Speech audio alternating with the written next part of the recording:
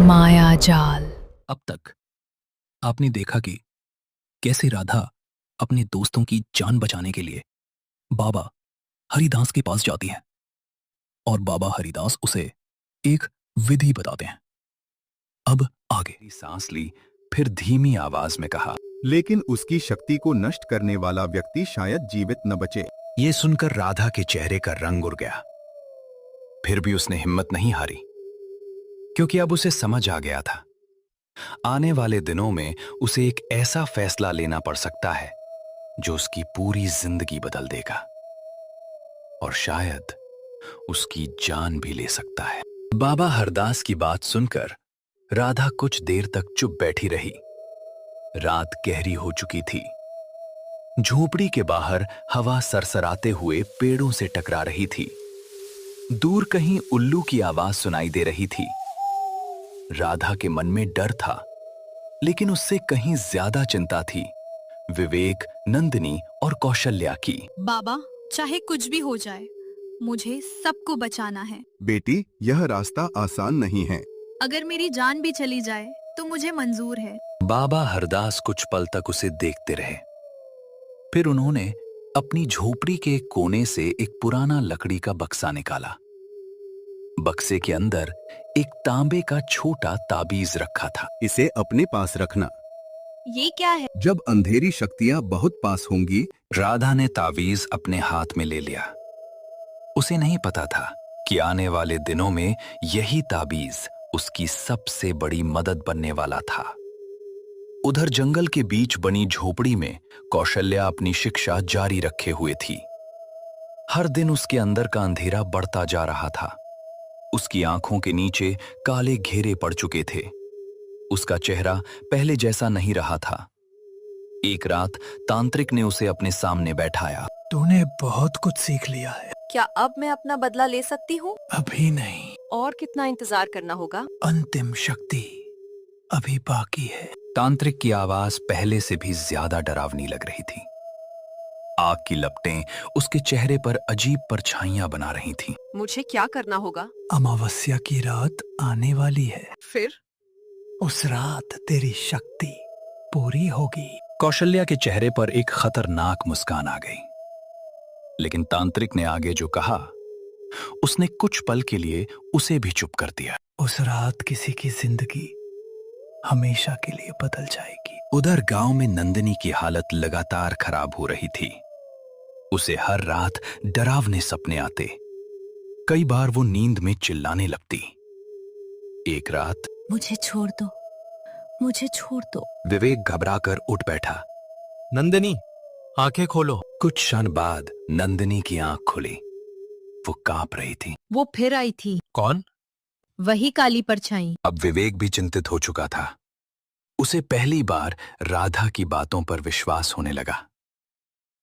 अगले दिन वो राधा के पास पहुंचा। शायद तुम सही थी। क्या हुआ? नंदिनी की हालत बिगड़ती जा रही है। हमें जल्दी कुछ करना होगा। राधा ने उसे बाबा हरिदास के बारे में बताया। दोनों ने मिलकर नंदिनी को भी सारी बात समझाई। अब तीनों एक साथ खतरे का सामना करने के लिए तैयार थे। उधर कौशल्या के अंदर अजीब बदलाव आने लगे थे। एक शाम वो अपने घर में बैठी थी। तभी उसे अचानक अपनी मां की पुरानी तस्वीर दिखाई दी। उसकी मां की मौत कई साल पहले हो चुकी थी। तस्वीर देखते ही उसकी आंखों में आंसू आ गए। उसे अपना बचपन याद आने लगा। वो समय जब वो हंसती थी, जब उसके दिल में किसी के लिए नफरत नहीं थी, जब राधा हर वक्त उसके साथ रहती थी। उसी समय दरवाजे पर दस्तक हुई। कौन? मैं हूँ। कौशल्या चौंक गई। उसने दरवाजा खोला। दोनों कई क्षणों तक एक दूसरे को देखती रहीं। मैं लड़ने नहीं आई, तो क्यों आई हो? अपनी दोस्त को वापस लेने। कौशल्या का दिल एक पल के लिए कांप उठा, लेकिन अगले ही क्षण उसने खुद को संभाल लिया। बहुत देर हो चुकी है। नहीं, अभी भी समय है। तुम नहीं समझती। तू समझा। कुछ पल तक कमरे में सन्नाटा रहा। फिर पहली बार कौशल्या के अंदर का दर्द बाहर आने लगा। मैंने बचपन से सिर्फ उसी को चाहा था। मुझे पता है, लेकिन उसने मुझे कभी नहीं चुना। ये उसकी गलती नहीं थी। फिर भी मेरा दिल टूट गया। राधा की आंखें नम हो गईं। दिल टूटने से इंसान बुरा नहीं बन जाता। मैं अब वापस नहीं जा सकती। जा सकती हो। तुम नहीं जानती कि मैंने क्या किया है। राधा को पहली बार लगा कि कहीं न कहीं उसकी पुरानी दोस्त अभी भी जिंदा है। लेकिन तभी अचानक कमरे के अंदर ठंडी हवा का झोंका आया। दीवार पर रखा दिया बुझ गया, अंधेरा छा गया और उसी अंधेरे में एक डरावनी आवाज गूंजी। मैंने तुझे चेतावनी दी थी। कौशल्या का चेहरा डर से सफेद पड़ गया। कमजोरी मत दिखा। कमरे के कोने में काली धुंध बनने लगी। राधा का ताबीज अचानक गर्म हो गया। ये यहाँ कैसे? भाग जाओ राधा। काली धुंध तेजी से फैलने लगी। दीवारों पर अजीब परछाइयां दौड़ने लगीं। फिर अचानक सब शांत हो गया। धुंध गायब हो गई, लेकिन कमरे में मौत जैसा सन्नाटा रह गया। राधा ने पहली बार कौशल्या की आंखों में डर देखा, सच्चा डर। उसे समझ आ गया था कि अब सिर्फ नंदिनी और विवेक ही नहीं, बल्कि कौशल्या खुद भी उस तांत्रिक के जाल में फंस चुकी है और अमावस्या की रात बहुत बड़ा अनर्थ होने वाला है। अमावस्या आने में अब सिर्फ 2 दिन बचे थे। पूरा गांव एक अजीब डर के साए में जी रहा था। सूरज ढलते ही लोग अपने दरवाजे बंद कर लेते। बच्चों को बाहर निकलने की मनाही थी। जानवर भी रात होते ही बेचैन हो जाते। ऐसा लग रहा था जैसे हवा में ही कोई अनहोनी तैर रही हो। उधर राधा पूरी रात सो नहीं पा रही थी। उसे बार बार बाबा हरिदास की बात याद आ रही थी। तांत्रिक की शक्ति का स्रोत नष्ट करना होगा। और अगर ऐसा किया तो? जो व्यक्ति यह करेगा शायद जीवित न बचे। राधा को अब समझ आ चुका था कि शायद उसकी किस्मत में क्या लिखा है। लेकिन उसे अपनी जान की चिंता नहीं थी। उसे सिर्फ अपने दोस्तों की चिंता थी, यहां तक कि कौशल्या की भी। अगले दिन वो बाबा हरिदास की झोपड़ी पहुंची। बाबा, अब सच सच बताइए, किस बारे में? तांत्रिक को रोकने का तरीका। उसकी सारी शक्ति एक काले यंत्र में बंधी हुई है। काला यंत्र? हाँ, वह यंत्र उसकी झोपड़ी के नीचे छिपा हुआ है। अगर उसे नष्ट कर दिया जाए तो उसकी शक्तियाँ खत्म हो जाएंगी। फिर समस्या क्या है? यंत्र टूटते ही सारी नकारात्मक शक्ति बाहर निकलेगी और उसे कोई अपने अंदर समेटे बिना वह शक्ति शांत नहीं होगी। राधा सब समझ गई। इसका मतलब था किसी एक व्यक्ति को अपनी जान देकर बाकी सबको बचाना होगा। उधर उसी समय कौशल्या जंगल में तांत्रिक के पास थी। अमावस्या की रात शुरू होने वाली थी। आसमान में चांद नहीं था। चारों तरफ घना अंधेरा फैला हुआ था। तांत्रिक के सामने आग जल रही थी। उसके चारों तरफ अजीब चिन्ह बने हुए थे। आज अंतिम रात है। क्या आज सब खत्म हो जाएगा? नहीं। तो क्या होगा? ये सुनकर कौशल्या के मन में डर पैदा हुआ। पहली बार उसे लगा कि शायद उसने बहुत बड़ी गलती कर दी है। उसी समय उसे राधा की बातें याद आईं। अभी भी समय है, तू बुरी नहीं है। उसकी आंखों में आंसू भर आए। अगर मैं रुकना चाहूँ तो? अब बहुत देर हो चुकी है। तांत्रिक की आंखें लाल हो उठीं। हवा अचानक तेज हो गई। आग की लपटें ऊंची उठने लगीं। उसी समय जंगल की तरफ 3 लोग बढ़ रहे थे, राधा, विवेक और नंदिनी। क्या हम सही कर रहे हैं? हमें कोशिश करनी होगी। कौशल्या को बचाना भी जरूरी है। कुछ देर बाद वे तांत्रिक की झोपड़ी तक पहुंच गए। जैसे ही वे अंदर गए, कौशल्या उन्हें देखकर चौंक गई। तुम लोग यहाँ क्यों आए हो? तुझे बचाने। कोई किसी को नहीं बचा सकता। अचानक झोपड़ी के अंदर तेज हवा चलने लगी। दीवारों पर काली परछाइयां दौड़ने लगी। आग भड़क उठी। अब कोई पीछे नहीं हट सकता। राधा ने अपना ताबीज निकाला।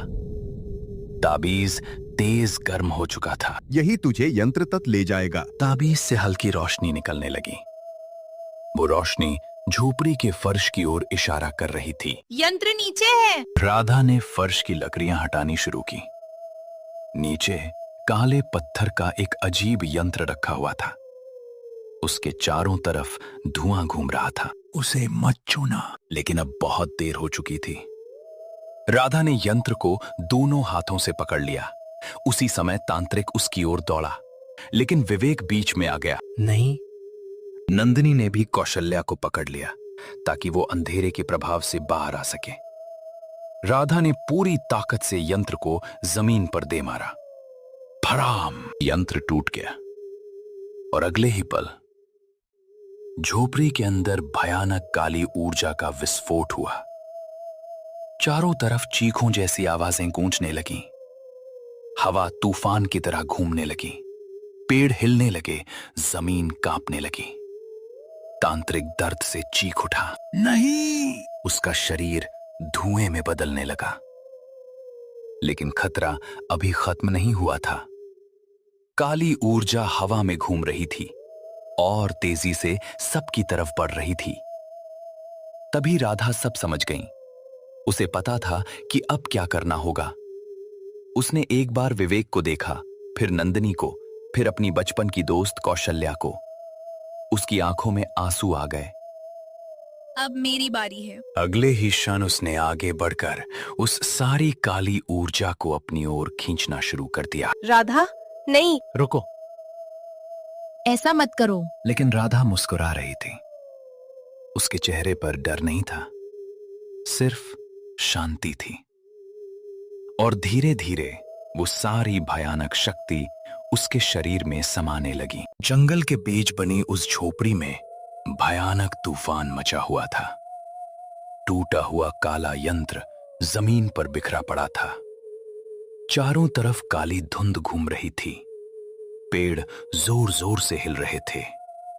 हवा में ऐसी आवाजें गूंज रही थीं जैसे सैकड़ों आत्माएं एक साथ रो रही हों। राधा, ये मत करो। पीछे हट जा। राधा, कोई और रास्ता होगा। लेकिन राधा जानती थी कि अब कोई दूसरा रास्ता नहीं बचा था। वो सारी काली शक्ति उसकी तरफ खिंच रही थी। उसका शरीर कांप रहा था। उसकी आंखों से आंसू बह रहे थे। फिर भी उसके चेहरे पर अजीब सी शांति थी। अगर मैं रुक गई तो ये अंधेरा तुम सबको खत्म कर देगा। मैंने ये सब किया है, मुझे सजा मिलनी चाहिए। गलती करने वाला हर इंसान बुरा नहीं होता। ये सुनकर कौशल्या जोर जोर से रोने लगी। उसे अपने सारे कर्म याद आने लगे। अपनी जलन, अपनी नफरत, अपना बदला और वो रास्ता जिसने उसकी जिंदगी बर्बाद कर दी थी। धीरे धीरे सारी काली ऊर्जा राधा के शरीर में समाने लगी। झोपड़ी कांप रही थी। तांत्रिक दर्द से चीख रहा था। नहीं, ये नहीं हो सकता। अचानक उसके शरीर में दरारें पड़ने लगीं। फिर वो काले धुएं में बदलने लगा। कुछ ही पलों में वो पूरी तरह गायब हो गया। उसकी चीख जंगल में गूंजती रही। फिर सब शांत हो गया। लेकिन राधा अब जमीन पर गिर चुकी थी। राधा, कौशल्या उसके पास दौड़ी। उसने राधा का सिर अपनी गोद में रख लिया। रो मत। मुझे माफ कर दे। मैंने तुझसे कभी नफरत नहीं की। मैंने तेरे साथ बहुत गलत किया। अब सही रास्ता चुन लेना। राधा की सांसें धीमी होती जा रही थीं। वादा कर, फिर कभी नफरत को अपने दिल में जगह नहीं देगी। वादा करती हूँ। राधा हल्का सा मुस्कुराई। फिर उसकी आंखें धीरे धीरे बंद हो गईं और उसकी सांस हमेशा के लिए रुक गई। झोपड़ी में सन्नाटा छा गया। नंदिनी रोने लगी। विवेक की आंखें भी नम हो गईं। उस रात राधा ने पूरे गांव को बचा लिया, लेकिन अपनी जान देकर। अगली सुबह पूरे गांव में शोक छा गया। राधा के अंतिम संस्कार में हर गांव वाला मौजूद था। सबकी आंखों में आंसू थे, लेकिन सबसे ज्यादा टूटी हुई कौशल्या थी। वो कई दिनों तक किसी से नहीं बोली, न खाना खाया, न घर से बाहर निकली। हर रात उसे राधा की बातें याद आती। अब सही रास्ता चुन लेना। मैंने तुझसे कभी नफरत नहीं की। एक रात कौशल्या को अचानक तांत्रिक की कहीं बात याद आई। अगर कभी तू पहले जैसी बनना चाहे तो तुझे अपनी जान देनी होगी। अब उसे समझ आ गया था, वो शर्त अभी भी बाकी थी। अंधेरा तो खत्म हो चुका था, लेकिन उसका वादा अधूरा था। उसने फैसला कर लिया।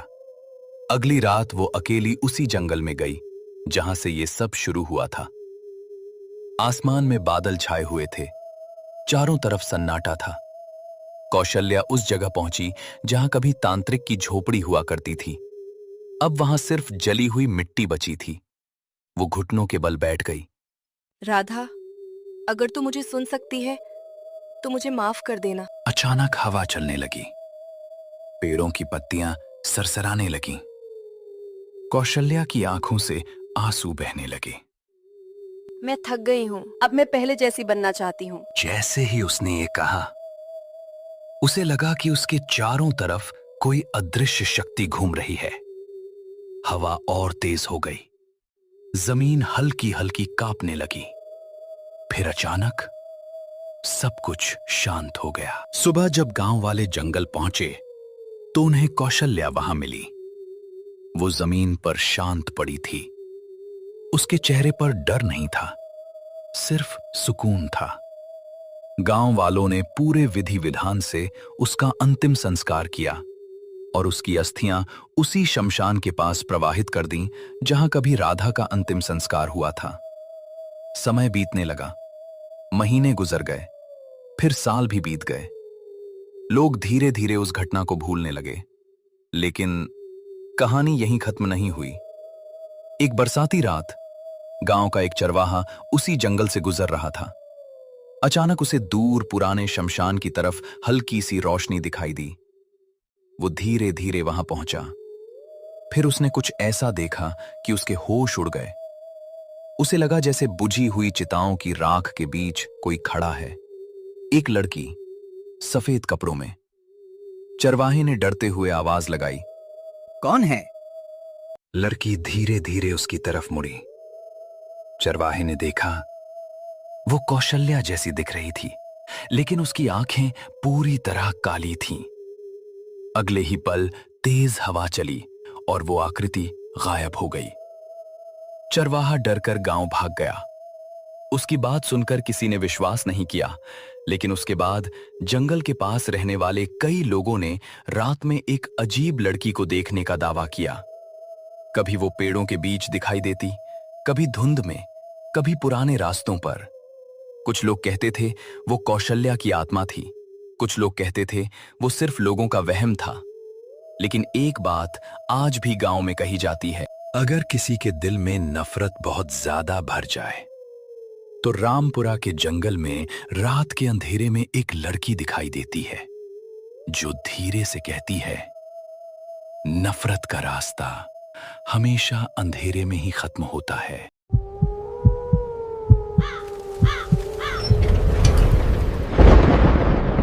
मायाजाल।